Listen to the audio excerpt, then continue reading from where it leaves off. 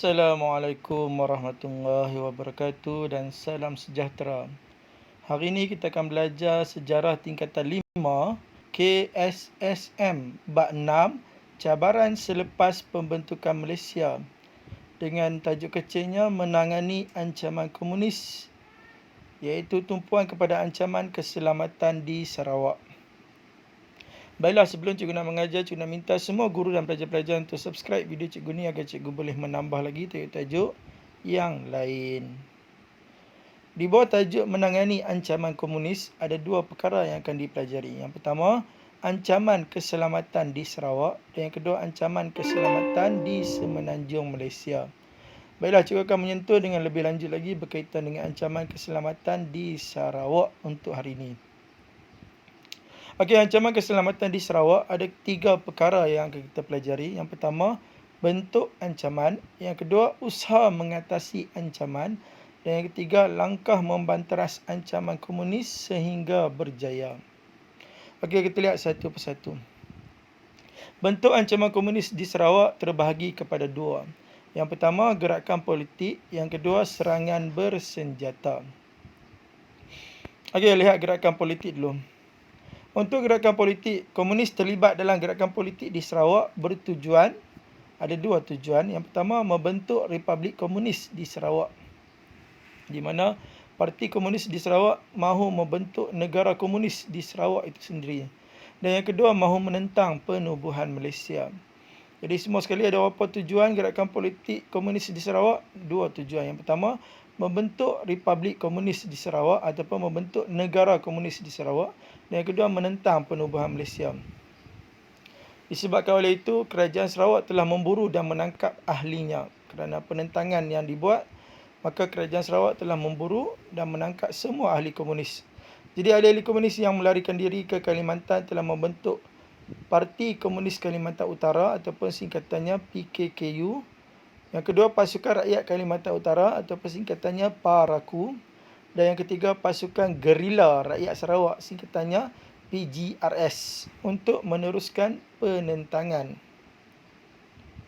Okey, jadi dia punya formula bagi ketiga-tiga pasukan yang dibentuk oleh ahli komunis yang lari ke Kalimantan Utara tersebut, iaitu PKKU, PARAKU dengan PGRS. Formulanya, paku padaku pengeras.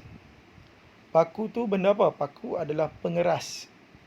Jadi, bila bomoh nak melakukan sebarang pembomohan, sebarang rawatan, apa yang selalu bomoh akan minta? Bomoh selalu minta paku. Kenapa paku? Sebab paku selalu dijadikan sebagai pengeras. Okey, tengok penerangan formula. Paku. Paku merujuk kepada PKKU. PKKU sebutan belakangnya adalah Ku dan sebutan depannya adalah P. Jadi paku merujuk kepada PKKU. Padaku merujuk kepada PARAKU. Persamaan pada sebutan pa dengan ku di belakang. Padaku, PARAKU. Dan last sekali, pengeras merujuk kepada PGRS. Pengeras ada huruf P, G, R dengan S. Sama juga PGRS. Dia ada 4 huruf tersebut. Jadi ejaan pengeras mempunyai huruf P, G, R, S. Pengeras merujuk kepada PGRS. Jadi selepas ahli-ahli komunis melarikan diri ke Kalimantan Utara, mereka telah menubuhkan berapa pasukan? 3 pasukan. Dia punya formula, paku, padaku, pengeras. Paku merujuk kepada PKKU, padaku merujuk kepada PARAKU, dan pengeras merujuk kepada PGRS.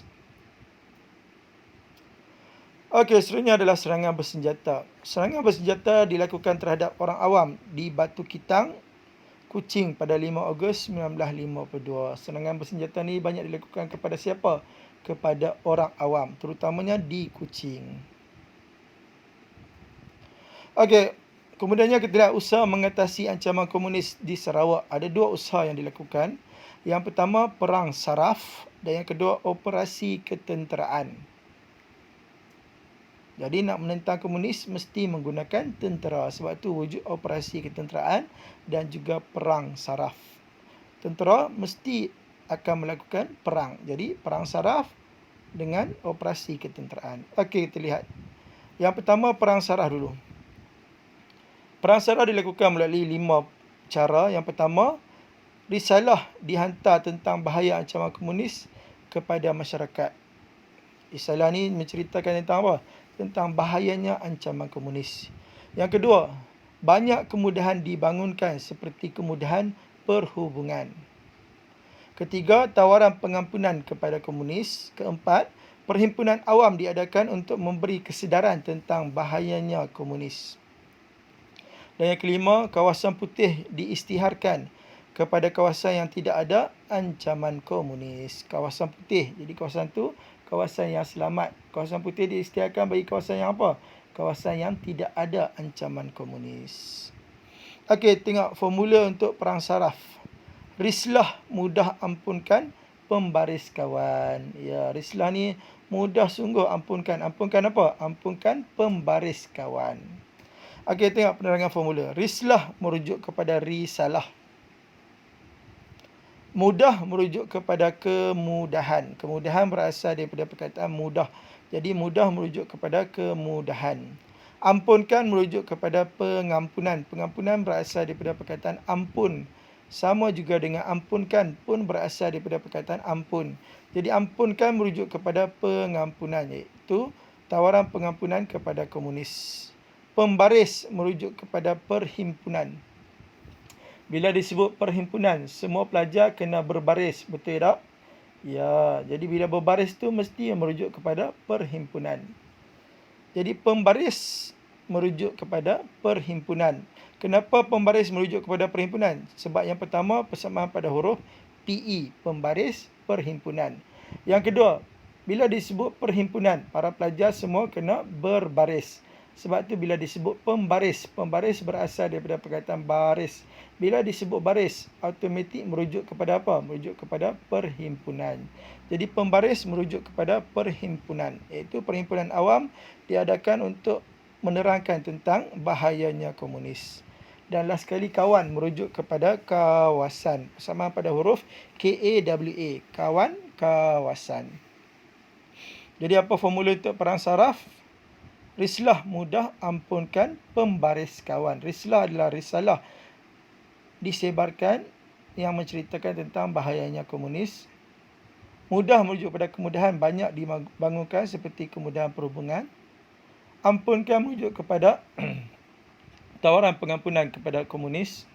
Pembaris merujuk kepada perhimpunan. Ingat ya, pembaris. Baris merujuk kepada perhimpunan. Sebab apa perhimpunan merujuk kepada baris? Sebab bila kita baris merujuk kepada kita nak buat perhimpunan. Yang kedua, persamaan pada huruf PE, pembaris, perhimpunan. Perhimpunan awam diadakan yang bertujuan untuk menerangkan tentang bahayanya komunis. Kawan merujuk kepada kawasan putih diisytiharkan bagi kawasan yang tidak ada ancaman komunis. Jadi formula untuk perang saraf, rislah mudah ampunkan pembaris kawan. Ya, mudah sungguh dia ampunkan pembaris kawan. Pembaris ni mungkin selalu terkatak kepala dia kot. Sebab tu dia sentiasa mengampunkan pembaris kawan. Bukan ampunkan kawan, tapi ampunkan pembaris kawan. Okey, seterusnya tengok operasi ketenteraan. Ada 3 operasi ketenteraan yang utama dijalankan. Yang pertama, operasi Hammer. Yang kedua, operasi Rescom. Dan yang kedua, operasi Seri Aman. Jadi formula untuk ketiga-tiga operasi tersebut, Hammer komputer seri. Hammer komputer siapa ni? Komputer seri. Okey, tengok penerangan formula. Hammer merujuk kepada hammer juga. Komputer.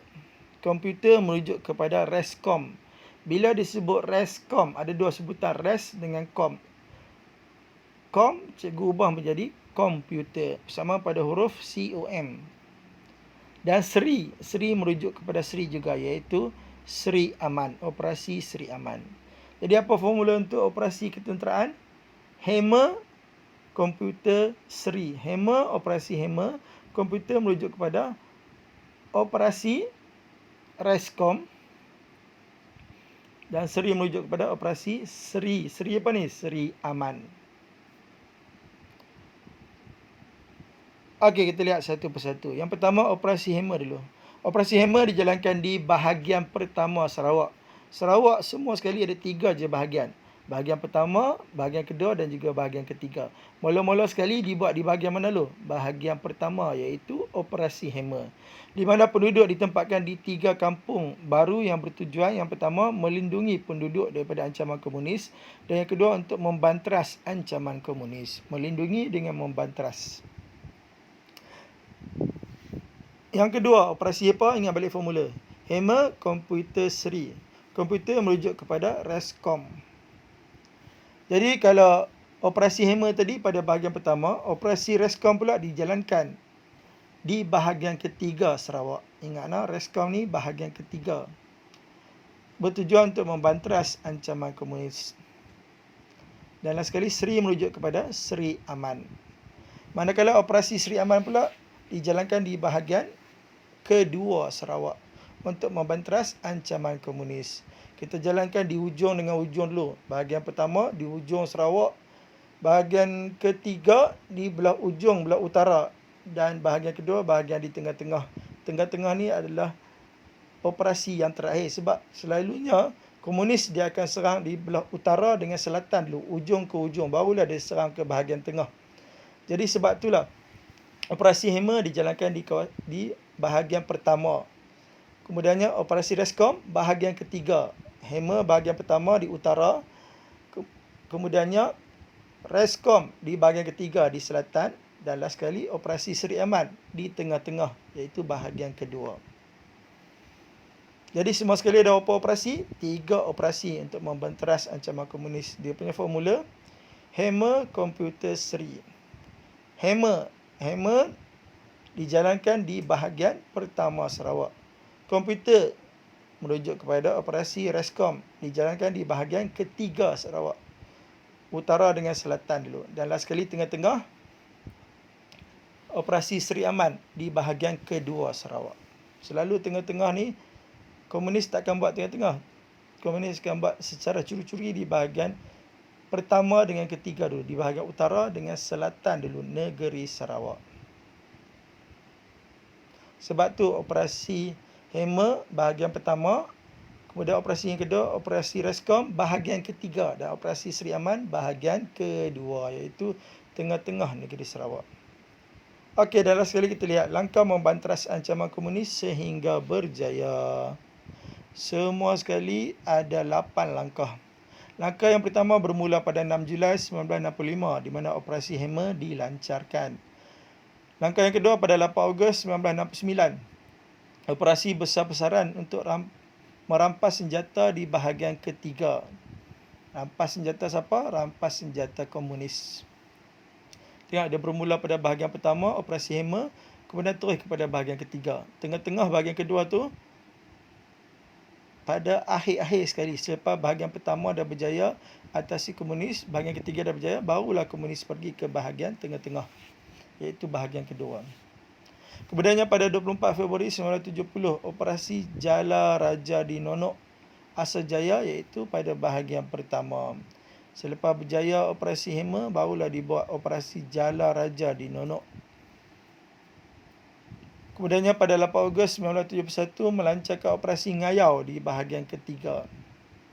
Bahagian pertama dengan bahagian ketiga memang sangat kena jaga rapi sebab komunis sentiasa bersembunyi pada bahagian pertama dengan bahagian ketiga di utara dengan selatan Sarawak. Utara merujuk kepada bahagian pertama, selatan bahagian ketiga Sarawak. Tengah-tengah tu bahagian kedua. Pada 26 Mac 1972 membentuk operasi Rescom di bahagian ketiga Sarawak. Bila ada operasi Rescom, barulah kerajaan persekutuan turun segala pasukan keselamatan secara besar-besaran untuk mengatasi ancaman komunis di Sarawak. Walau macam mana pun, semua langkah ni telah dimulai oleh kerajaan persekutuan sejak daripada operasi Hammer lagi. Kemudiannya pada 21 Oktober 1973 melancarkan operasi Seri Aman. Ini dah bahagian kedua. Kemudian pada 4 Julai 1974 operasi Seri Aman ditamatkan, anggota komunis menyerah diri. Dan last sekali pada 17 Oktober 1990, perjanjian damai antara pihak komunis dengan kerajaan Sarawak berjaya menamatkan ancaman komunis pada tahun 1990. Jadi semua sekali ada 8 langkah bermula dengan operasi Hammer pada bahagian pertama. Yang paling penting ingat 3 operasi tu. Operasi Hema bahagian pertama, kemudian diikuti oleh operasi Reskom pada bahagian ketiga, kemudiannya operasi Seri Aman bahagian kedua, kemudiannya last sekali perjanjian damai antara komunis dengan kerajaan Sarawak pada tahun 1990. 3 operasi tu wajib ingat. Hema, komputer Seri. Operasi Hema, operasi Reskom dan juga operasi Seri Aman. Okey, kita lihat contoh soalan objektif. Soalan tanya, apakah bentuk ancaman komunis di Sarawak? Ada berapa bentuk semua sekali? Ada 2 bentuk kita beri tadi. Tengok jawapannya. 1 Roma gerakan politik, 2 Roma serangan bersenjata, 3 Roma menembak mati ketua polis, 4 Roma pengeboman jabatan kereta api. Jawapan dia A 12, B 14, C 23, D 34. Jadi jawapannya yang mana satu pelajar-pelajar cikgu? Ya, A 12, pandainya. Okey, soalan nombor 2 tanya, mengapakah komunis terlibat dalam gerakan politik di Sarawak? Jawapannya yang pertama, menentang penubuhan Malaysia. Yang kedua, membentuk Republik Komunis di Sarawak. Yang ketiga, memerdekakan Sarawak bersama Indonesia. Yang keempat, menguasai segala sumber ekonomi di Sarawak. A 12, B 14, C 23 dan D 3 dan 4. Jadi jawapannya yang mana satu pelajar-pelajar cikgu? Ya, A 1 dan 2. Pandainya. Okey, soalan nombor 3. Bagaimanakah kerajaan Malaysia berusaha menangani ancaman komunis di Sarawak? A. Menggunakan perang saraf. B. Menubuhkan pasukan komando. C. Menggerakkan operasi bawah tanah. Dan D. Melibatkan pasukan polis di Raja Malaysia. Jadi jawapannya yang mana satu pelajar-pelajar sekalian? A. Ya, tahniah cikgu ucapkan. Soalan nombor 4. Apakah strategi yang dilakukan oleh Malaysia dalam perang saraf? 1 Roman memberikan tawaran pengampunan kepada komunis. 2 Roma menyebarkan risalah tentang bahayanya ancaman komunis. 3 Roma mengisytiharkan kawasan merah bagi kawasan yang terdapat ancaman komunis. 4 Roma mengadakan perhimpunan di sekolah-sekolah untuk memberi kesedaran tentang bahayanya komunis. Jawapannya A 12, B 14, C 23 dan D 3 dan 4. Jadi jawapannya yang mana satu pelajar-pelajar cikgu? A 1 dan 2. Ya, pandainya. Ingat balik formula perang saraf. Formula perang saraf apa? Rislah mudah, ampunkan pembaris kawan. Okey, last sekali soalan nombor 5. Nyatakan bentuk operasi ketenteraan yang dilaksanakan di Sarawak. Operasi ketenteraan di Sarawak apa formulanya? Hema komputer Seri. 1 Roma operasi Coin, 2 Roma operasi Hema, 3 Roma operasi Reskom dan 4 Roma operasi Seri Sentosa. Jawapannya A 12, B 14, C 23 dan D 3 dan 4. Jadi jawapannya yang mana satu pelajar-pelajar cikgu sekalian? Ya, C 2 dan 3. Pandainya. Tahniah cikgu ucapkan. Okey, soalan yang terakhir. Soalan struktur markahnya 244 iaitu 10 markah. Baiklah kita bincang satu persatu. Soalan A dulu. Berikan 2 nama pasukan yang dibentuk oleh komunis di Kalimantan. Apa kehendak soalan? 2 pasukan yang dibentuk di Kalimantan. Ada formula tak? Ada. Apa formulanya? Paku padaku pengeras. Okey, tengok di ruangan jawapan. Ada nombor 1 Roma dan 2 Roma kan? Bermaksud jawab terus. Tak perlu ambil pembuka soalan. Jadi 1 Roma jawab terus. Paku tu PKKU ataupun Parti Komunis Kalimantan Utara. Padaku tu adalah Paraku ataupun Pasukan Rakyat Kalimantan Utara. Tulis PKKU pun dah dapat 1 markah. Tulis Paraku pun dah dapat 1 markah. Tak perlu tulis penuh pun tak apa. Dan pengeras tu merujuk kepada PGRS ataupun Pasukan Gerila Rakyat Sarawak. Pasukan Gerila Sarawak. Okey, soalan B. Bagaimana usaha kerajaan Malaysia menangani komunis melalui operasi perang saraf dilaksanakan? Apa kehendak soalan? Perang saraf. Ada formula tak perang saraf? Ada. Apa formulanya? Rislah mudah, ampunkan pembaris kawan. Okey, tengok di ruangan jawapan. Tak ada kan nombor 1 Roma dan 2 Roma macam soalan A tadi kan? Bermaksud kena jawab dalam bentuk ayat. Setiap ayat wajib ambil balik pembuka soalan. Jadi ambil balik pembuka soalan. Usaha kerajaan Malaysia menangani komunis melalui operasi perang saraf dilaksanakan ialah Risalah tentang bahaya ancaman komunis disebarkan kepada penduduk tempatan. Titik. Lepas titik wajib bawa masuk penanda wacana. Ingat nah, lepas titik wajib bawa masuk penanda wacana. Jadi penanda wacana cikgu guna adalah menggunakan number, iaitu kedua, koma, kemudahan awam dibangunkan seperti kemudahan perhubungan. Lepas kedua, ketiga, tawaran pengampunan kepada komunis diberikan. Dalam sekali keempat, perhimpunan awam diadakan untuk memberi kesedaran tentang bahayanya komunis. Ada lagi tak? Ada lagi satu. Ingat balik formula. Risalah mudah ampunkan pembaris kawan. Kawan itu merujuk kepada kelima. Kawasan putih diisytiharkan bagi kawasan yang tiada ancaman komunis. Last sekali soalan C. Dia tanya, pada pendapat anda, apakah kesan jika ancaman komunis gagal dibanteras di Sarawak? Apa kehendak soalan? Kesan jika ancaman komunis gagal dibanteras. Okey, tengok di ruangan jawapan. Tak ada kan nombor 1 Roman dan 2 Roman. Jadi nak jawab macam mana ni? Ya, kena jawab dalam bentuk ayat. Setiap ayat wajib ada apa? Ada pembuka soalan. Pandainya. Jadi ambil balik pembuka soalan. Kesan jika ancaman komunis gagal dibanteras di Sarawak ialah Sarawak akan menjadi Republik Komunis. Huraiannya, hal ini akan menyebabkan Sarawak tidak menyertai Malaysia. Huraian tambahan lagi, seterusnya membolehkan Sarawak merdeka dari British di bawah pemerintahan komunis. Dan last sekali kesannya, penduduk Bumiputera akan sentiasa tertindas di bawah pemerintahan komunis yang bersifat kuku besi. Jadi semua sekali boleh dapat 4 markah penuh. Tengoklah, isi dia adalah menjadi Republik Komunis, huraiannya tidak menyertai Malaysia, kemudian huraian tambahannya merdeka di bawah pemerintahan British, mereka daripada British di bawah pemerintahan komunis. Dan last sekali kesannya, penduduk sentiasa tertindas di bawah pemerintahan komunis yang bersifat kuku besi. 4 markah. Walaupun tak ada contoh, kita boleh bagi huraian tambahan. Okey, cikgu rasa sekadar itu saja. Kita jumpa lagi dalam kelas sejarah seterusnya. Assalamualaikum warahmatullahi wabarakatuh.